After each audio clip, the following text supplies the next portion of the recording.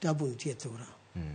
In kaka achiel kuom jood bura ne kane usuru ma sani thago ji mogik en marudi manengo gi oyweyo madoho to nosewacho ni oweye monde to sirikal bende temo rieye.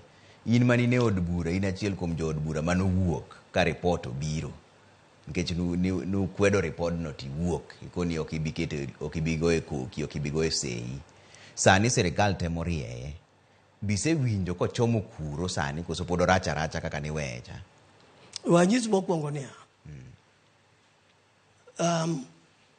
kane finance bill obiro, man is the beginning of things, eme wacho. Oknine an arengo, ane finance and national planning committee, kama gik moko chakore. Na adagi keto agreement mane committee orichie, ni mondo finance bill kadhi. An adagi right from the beginning. A committee, kenda chaka di adage a plenary, kakuru the whole bunge ngado bura. Manu move to the second point, me penja question. Ni sani gitemo sanitize gi do wasungu gi panel bite gi ike ni mundu bed maber. Kami ike mundu bed maber ni e kama affordable housing levy bire. Ingeni national finance and national planning dira undu negitie ke nyoroni. Kage more public participation. Now come out quite clearly.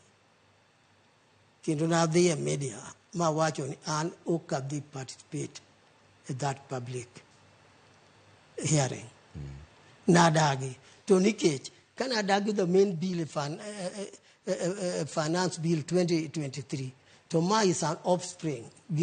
Panel beating bill Moromakuru Birone is an offspring. Mar the main bill. Kakura di sanitize. Could any a year nyaka give me machoncha. Mano mionadagi. And secondly, court bende ne uchungo gino taxation mane wuokanyo. Court be no uchungo.